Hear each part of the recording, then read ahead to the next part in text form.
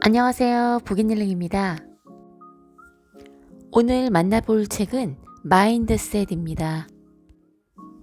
지은이, 캐럴 드웩, 스탠퍼드 대학교 심리학과의 교수인 저자는 사회심리학과 발달심리학 분야에서 세계 최고로 인정받는 석학이다.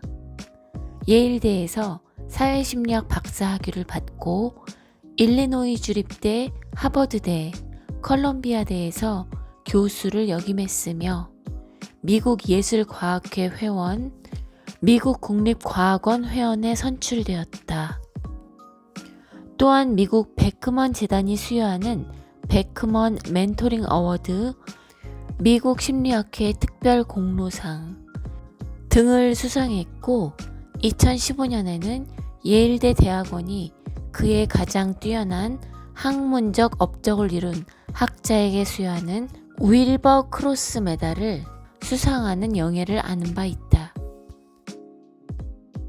IBM, 마이크로소프트, 구글, 애플, 미국 올림픽 대표 코치진, UN, 백악관 등에 초청되어 마인드셋의 힘을 강연했으며 마인드셋 이론의 핵심 내용을 정리한 2014년 FED 강연은 600만 명이 넘는 사람들이 시청했다.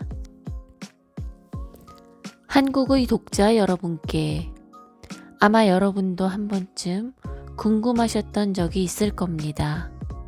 왜 어떤 사람은 아무리 어려운 일에도 기꺼이 도전하는 반면 자신의 안전지대에서 벗어나지 않고 그저 머무르려는 사람도 있는 걸까?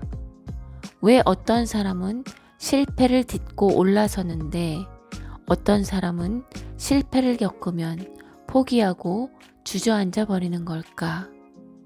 저는 수십 년 동안 이런 질문들에 답하기 위해 노력해왔고 스탠퍼드 대학의 제 연구진과 함께 그 이유를 밝히기 위한 연구를 계속했습니다.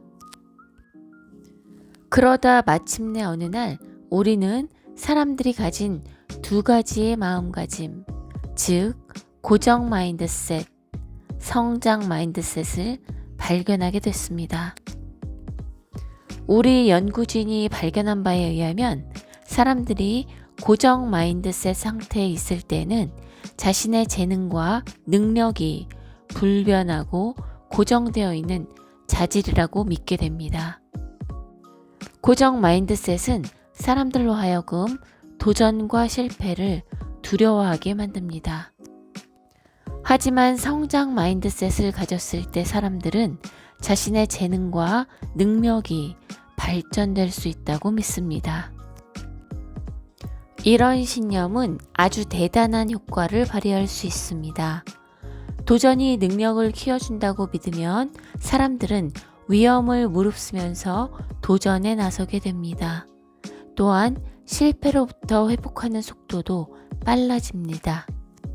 사람들이 자신의 성공과 잠재력 발현에 마인드셋이 끼치는 강력한 영향력을 이해하도록 돕기 위해 저는 오랜 연구에 기초해 이 책 마인드셋을 집필했고 2006년에 세상에 내놓았습니다.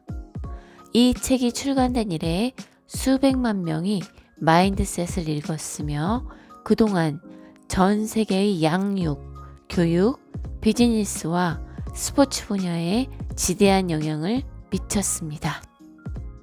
마인드셋의 출간 10주년을 기념하는 이번 개정판에서는 성장 마인드셋으로의 여정을 보다 효과적으로 시작하고 그 힘겹게 얻어낸 성장 마인드셋의 방식을 지속적으로 유지하는 방법에 대해 추가적인 내용을 덧붙이게 됐습니다. 이런 노력의 결과물을 여러분 역시 저만큼이나 즐겁게 받아들여 주셨으면 하는 바람입니다. 1장 원하는 것을 이루는 힘 마인드셋. 태초부터 사람들은 저마다 각기 다르게 생각하고 행동했으며 서로가 가진 능력이나 개성도 달랐습니다. 과연 사람들을 서로 다르게 만드는 무언가가 있는 걸까?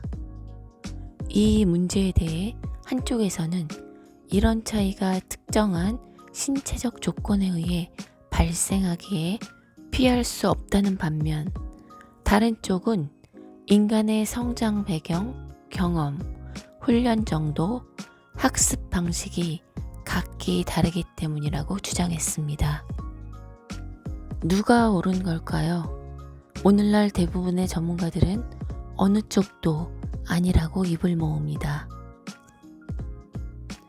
타고난 기질과 적성이라는 출발점은 각기 다를지라도 저마다의 인생은 경험, 훈련과 개인적 노력에 의해 완성되는 겁니다.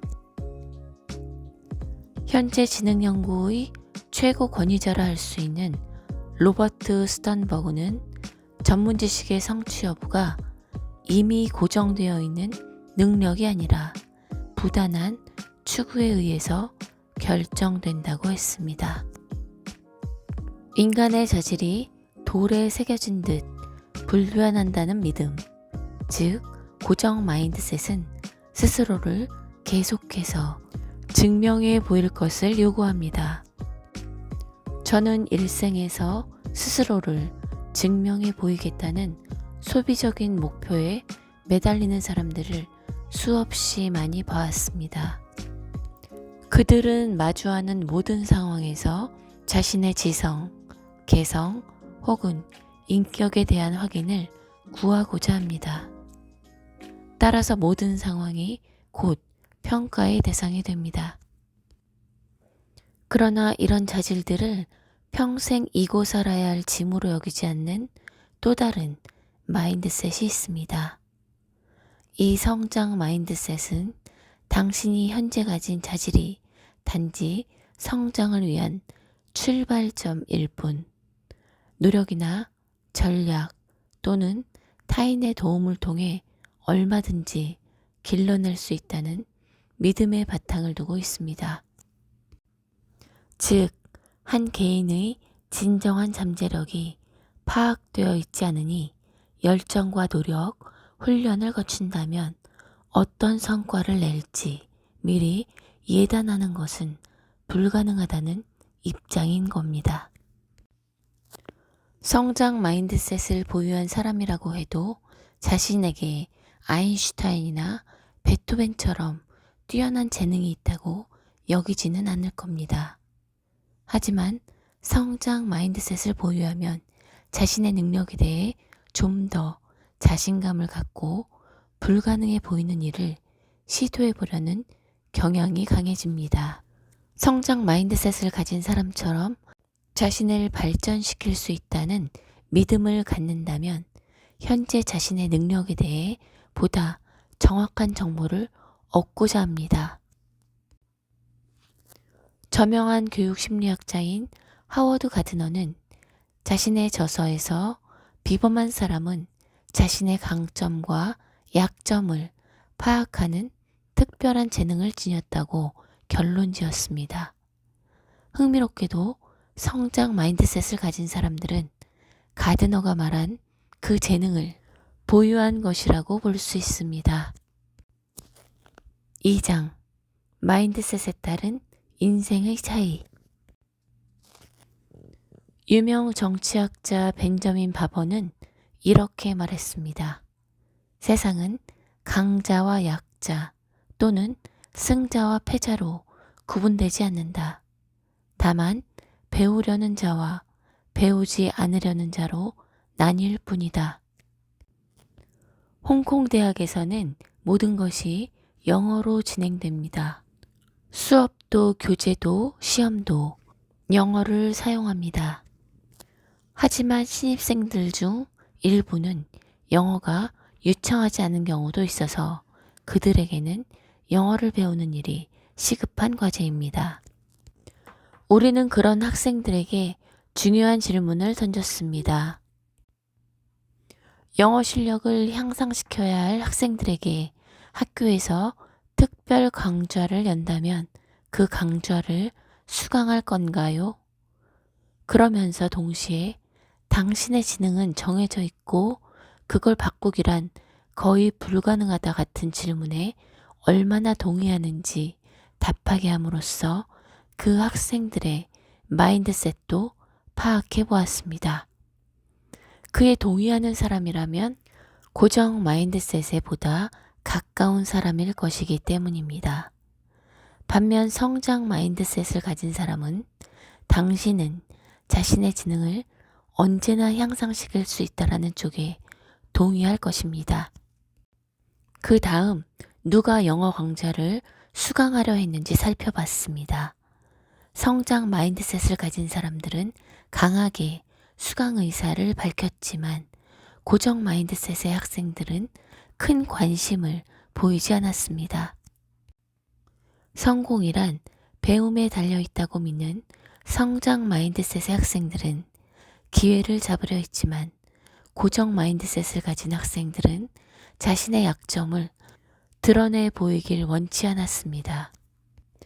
그렇게 해서 단기적으로 마음이 편할지 몰라도 장기적으로는 자신의 대학생활 전체를 위험에 빠뜨릴 수 있는 선택으로 자신을 내몰고 말았습니다. 이것이 바로 고정 마인드셋이 배우지 않으려는 사람을 탄생시키는 과정입니다. 성장 마인드셋의 소유자는 단지 도전을 추구하는 데 그치지 않고 도전을 통해 성장하는 모습을 보입니다. 때로 성장 마인드셋을 가진 사람들은 자신을 불가능의 한계 이상까지 끌어올립니다. 1995년 영화 슈퍼맨 시리즈 주연 배우로 유명한 크리스토퍼 리브는 낙마 사고를 당했습니다. 목뼈가 부러지고 척수가 끊어진 그는 목 아래가 완전히 마비되는 지경에 이르렀지요. 하지만 리브는 전기 자극의 도움을 받아 마비된 신체의 각 부분을 재활하는 프로그램을 시작했습니다. 왜 다시 움직이는 법을 배울 수 없다는 건가? 뇌가 명령하면 신체가 그 명령을 수행하는 상태에 이르지 못할 이유가 뭐란 말인가라는 각오를 했습니다. 이전에도 그런 도전에 나선 환자들을 여럿 봐온 의사들은 이것이 리브가 새로운 환경에 적응하지 못하고 방황하는 증거라 여겼습니다. 하지만 리브에게 달리 어떤 길이 있었을까요? 5년이 흐르자 리브의 몸은 마침내 움직이기 시작했습니다.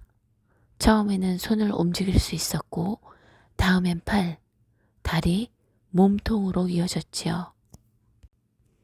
원치와는 거리가 멀었지만 그의 뇌가 다시 자신의 몸에 신호를 보내고 몸이 반응하는 모습이 뇌 스캐너에 잡혔습니다.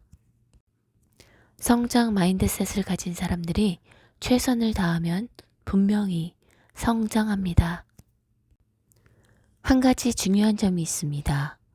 고정 마인드셋에서는 모든 것이 결과에 초점을 맞춥니다. 만약 당신이 실패하거나 최고에 이르지 못한다면 그 모든 과정이 낭비된 것으로 여겨지지요. 성장 마인드셋은 결과에 상관없이 사람들이 노력한 그 자체의 가치를 둡니다. 3장 성취는 타고나는 것이 아니다. 올바른 마인드셋과 가르침만 있다면 사람들은 우리가 생각한 것 이상을 해낼 능력이 있습니다. 가필드 고등학교는 LA 최악의 학교였습니다. 학생들은 공부할 마음이 없는 상태고 교사들은 지쳐 있다고 한다면 아주 점잖은 표현일 정도였죠. 하지만 하임의 에스칼란테 선생님은 망설이지 않고 이 빈민 지역의 히스패닉계 학생들에게 대학 수준의 미적분을 가르쳤습니다. 하임의 에스칼란테 선생님은 영화 스탠드업의 실제 주인공입니다. 성장 마인드셋을 가진 그는 내가 이 아이들을 가르칠 수 있을까가 아니라 어떻게 가르칠까, 또 어떻게 하면 이 아이들이 잘 배울 수 있을까를 물었습니다. 하지만 그는 미적분을 가르친 데서 그치지 않고 동료 교사인 벤저민 히메네스와 함께 이 아이들의 수학 실력을 전국 최고로 올려놨습니다. 1987년에 대학 학점 선이수 과정 미적분 시험의 응시자가 가필드 고등학교보다 많은 공립학교는 전국에서도 단 3곳에 불과했습니다. 모두 뉴욕에서 수학과 과학 중심의 엘리트 학교로 손꼽히는 곳들이었지요. 더 놀라운 점은 가필드 고등학생 중 대부분이 실제 대학 학점을 취득할 만큼 높은 점수를 받았다는 겁니다. 그 해 전국에서 이런 수준의 시험을 통과한 히스패닉계 학생들은 몇백 명에 지나지 않았습니다. 이 이야기는 학생들의 잠재력을 과소평가한 탓에 엄청난 지능이 낭비되고 있다는 점을 시사해 줍니다. 아이들이 능력을 개발할 수 있다는 생각에 집중하는 성장 마인드셋을 실천하는 교사들의 학급에서는 학년 초에 성적이 좋았는지 나빴는지는 별로 중요치 않습니다. 성장을 가르치는 교사, 성적이 낮은 학생을 이끌 수 있는 길을 찾는 교사의 지도 아래서는 학생들 간의 차이가 호련히 사라져 버립니다. 노력에 대해 칭찬받은 아이들은 어려운 문제를 풀지 못한 상황을 단지 더 노력하거나 다른 전략을 구사해야 한다고 받아들였을 뿐입니다. 즉, 그걸 실패로 여기지 않았고 자신의 지능을 반영한다고도 여기지 않습니다. 반면 너는 똑똑해라고 하는 건 결국 아이들을 바보처럼 느끼게 하고 바보처럼 행동하게 만듭니다. 예전에 더 똑똑했는데 왜 이러지? 하는 생각을 갖게 하지요. 고정 마인드셋에서는 긍정적이든 부정적이든 모든 꼬리표가 마음을 어지럽힙니다. 긍정적 꼬리표를 받았을 때는 그걸 잃을까봐, 부정적 꼬리표가 붙여지면 그렇게 될까봐 두려워하게 되는 것입니다.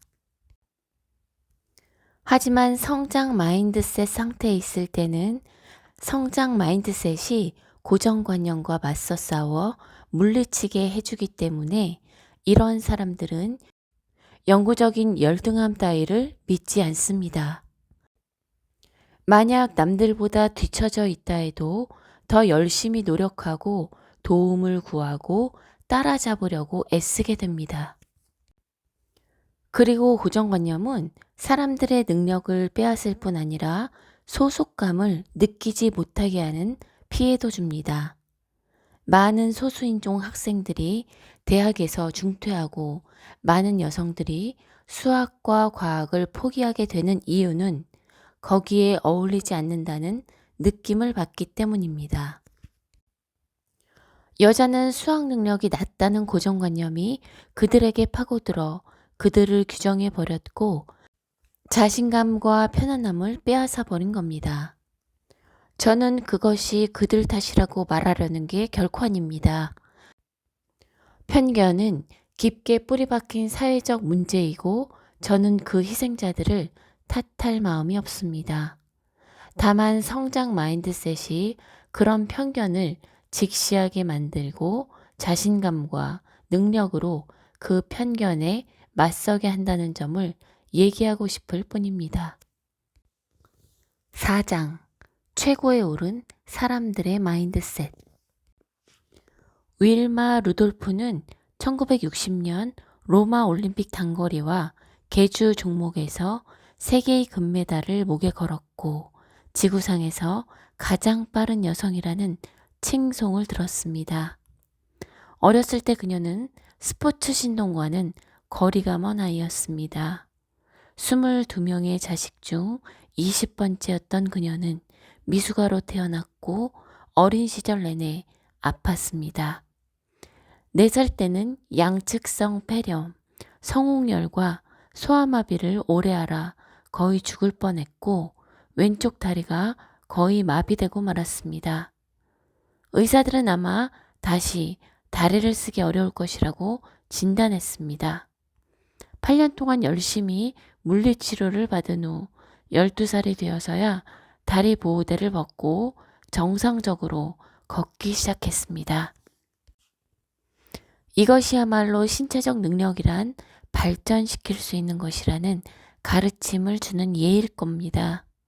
그녀는 즉시 이 가르침을 농구와 육상에 적용했습니다.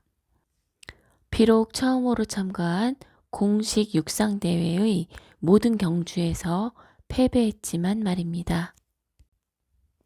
놀라운 경력을 마친 후 그녀는 이렇게 말했습니다. 나는 단지 아주 열심히 노력한 선수로 기억되길 바랍니다. 근성이 진정 의미하는 바와 성장 마인드셋이 어떻게 근성을 창조하는지에 대해 좀 더 자세히 들여다보겠습니다. 운동 능력에 대한 청소년들의 마인드셋에 대한 연구에 의하면 고정 마인드셋을 가진 아이들은 이렇게 믿었습니다. 너는 스포츠에 대해 한정된 능력을 가졌고 그 수준을 변화시킬 수 없어. 뛰어난 운동선수가 되려면 타고난 재능이 있어야만 해. 반면 성장 마인드셋을 가진 청소년들은 다음과 같은 생각에 동의했습니다. 열심히 노력하면 스포츠 능력은 항상 발전할 수 있는 거야. 스포츠에서 성공하려면 정기적으로 새로운 기술을 익히고 단련해야 돼. 성장 마인드셋을 가진 청소년들은 근성이나 용기가 가장 강력한 아이들이었습니다. 위대한 운동선수를 만들어내는 요소들은 자기 발전, 동기부여, 그리고 책임감에 집중하는 성장 마인드셋으로부터 비롯된다는 점을 알게 됩니다. 뛰어난 선수들이 경쟁에 나서서 최고의 자리에 오르려 하지만 자신을 평범한 남들과는 다른 존재라고 여기는 고정 마인드셋의 이기심을 가지고서는 결코 위대한 선수가 될 수 없습니다.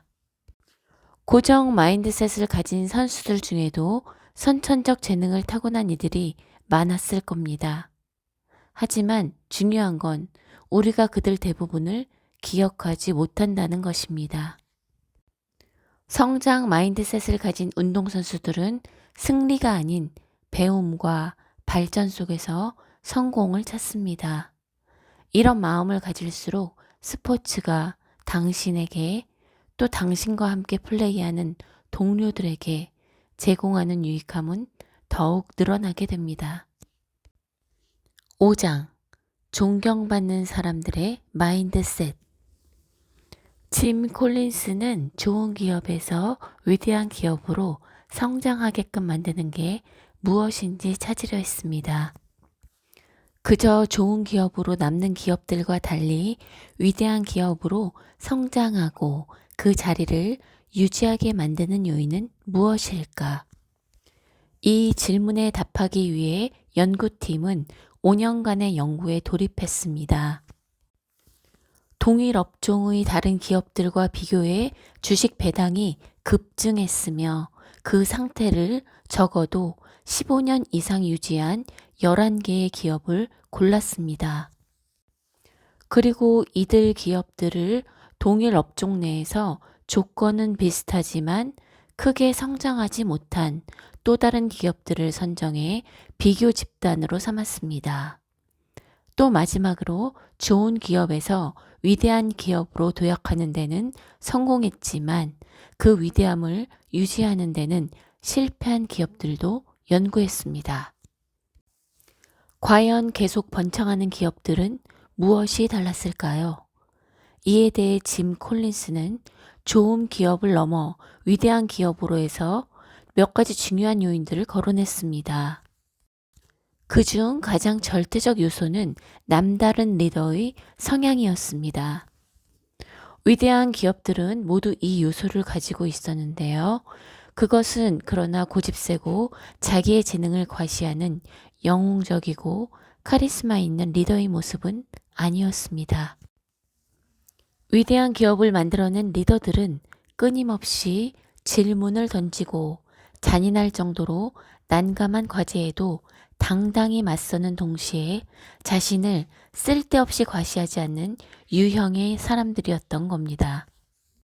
즉, 실패가 눈앞에 닥쳐도 결국에는 승리할 것이라는 믿음을 버리지 않는 리더들이었던 거죠. 그 리더들의 특징은 자신이 남들보다 더 낫다는 것을 증명하기 위해 쓸데없이 애쓰지 않았습니다.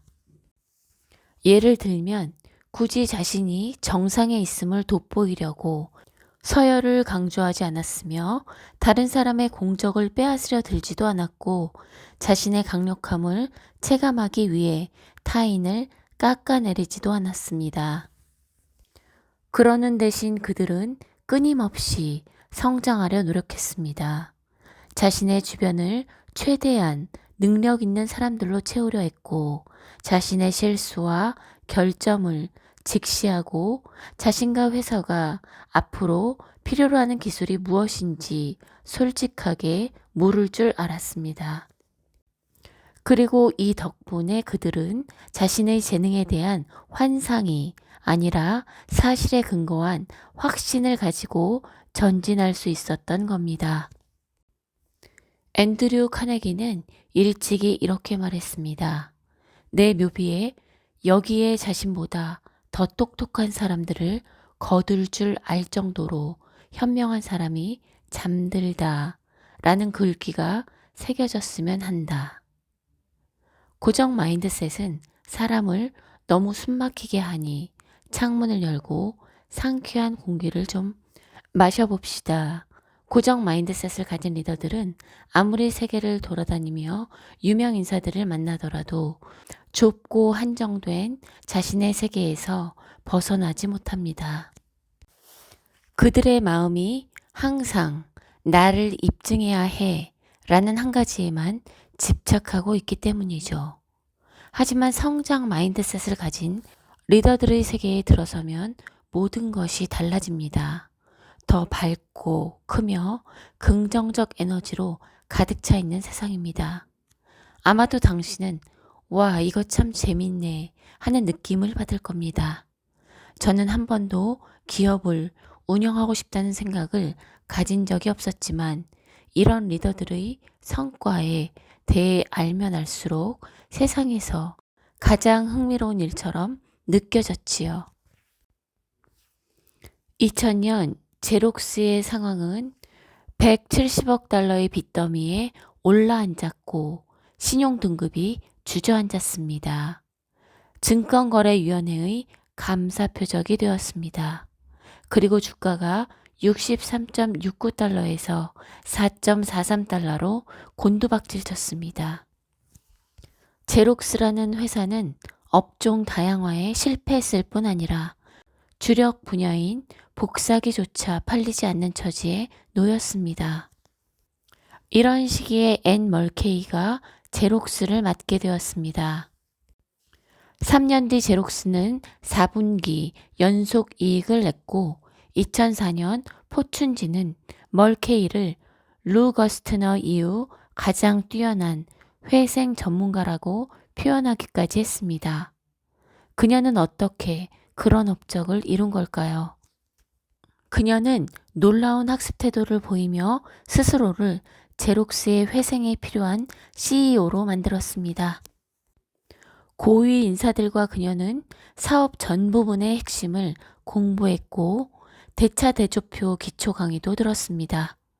부채, 재고, 세금과 통화에 대해 공부한 그녀는 자신이 내리는 각각의 경영상 결정이 대차대조표상에서 어떻게 나타날지 예측할 수 있을 정도가 됐습니다. 주말마다 커다란 서류 철더미를 집으로 가져가 마치 수요일에 시험이라도 보는 것처럼 세세히 살폈습니다. 그녀가 CEO에 올랐을 때 제록스의 누구도 회사의 재고가 얼마인지, 무엇을 팔았는지, 심지어 누가 책임자인지 등의 간단한 답변조차 내놓지 못하는 상황이었기 때문입니다. 스스로 그런 질문에 대한 답을 직접 구하거나 적어도 어디서 답을 구할 수 있는지 아는 CEO가 되었습니다. 그녀는 강인했습니다. 사람들에게 그들이 알고 싶어 하지 않는 차갑고 혹독한 진실에 대해 말해 주었습니다. 그건 제록스의 사업 모델이 성공할 수 없는 이유나 회사 자금이 얼마나 부족한지에 대한 내용이었습니다. 직원 수를 30%나 감축하기도 했지만 자신의 결정에 뒤따르는 정신적 고통을 감내했고 회사를 돌아다니며 직원들과 어울리면서 유감의 뜻을 전했습니다. 그녀는 강인했지만 동시에 아픔을 나눌 줄도 알았고 실제로 그녀는 회사가 망하면 남은 직원들과 퇴직자에게 벌어질 일을 걱정하느라 한밤중에 잠에서 깨는 일도 많았습니다. 업계에서 퇴직자들에게 파티를 열어주고 은퇴자들의 친목 모임을 주관해주는 제록스의 문화는 잘 알려져 있는데요. 자신과 함께 고생하는 직원들을 위해 임금 인상안 폐지에 반대했고 사기 진작 차원에서 전 직원에게 생일 휴가를 주었습니다. 그녀는 회사를 물심양면으로 회생시키고자 했고 그건 그녀나 그녀의 자존심을 위한 것이 아니라 최대한 회사를 위해 헌신하는 직원 모두를 위한 행동이었던 겁니다. 그리고 성장 마인드셋 기업의 관리자들이 고정 마인드셋 기업 관리자들보다 자신의 직원들에게서 경영에 관한 잠재력을 훨씬 더 크게 본다는 점입니다. 우리 앞에 놓인 길. 변화란 어려운 것일 수 있습니다. 하지만 변화에 성공한 사람 중 그 변화가 가치 없다고 하는 사람은 보지 못했습니다. 물론 자신이 직접 그 고통스러운 과정을 겪은 사람들이 그 가치를 낮춰볼 수는 없겠지요. 하지만 변화를 이룬 사람은 자신의 삶이 얼마나 더 좋아졌는지 얘기해 줄 수 있을 겁니다. 성장 마인드셋을 향한 변화가 제가 가진 모든 문제를 해결해 줬냐고요? 아닙니다. 하지만 저는 그 덕분에 이전과는 사뭇 다른 삶, 더 풍성한 인생을 살 수 있게 됐다는 걸 압니다. 그리고 더 생동감을 느끼고 용기를 얻게 됐으며 더 열린 자세를 갖추게 됐습니다. 지금 당신이 변화해야 할지 결정할 수 있는 사람은 당신뿐입니다. 변화가 당신에게 필요할 수도 아닐 수도 있습니다. 하지만 어느 쪽이든 부디 성장 마인드셋만은 마음속에 담아두세요. 그럼 어떤 장애에 부딪힐 때마다 그 성장 마인드셋에 의지할 수 있을 겁니다. 성장 마인드셋은 미래를 향한 길을 당신에게 보여주며 항상 당신과 함께 할 테니까요.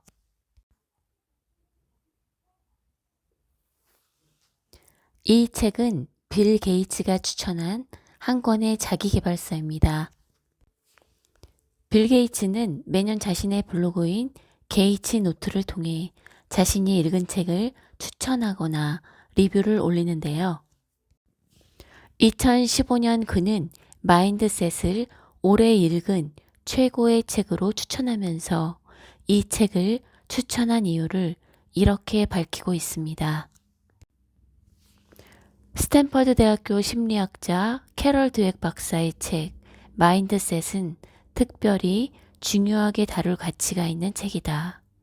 이 책에서 이야기하는 성장 마인드셋을 가진 사람들은 지능을 포함한 기본적 자질들을 마치 근육처럼 키울 수 있다고 믿는다.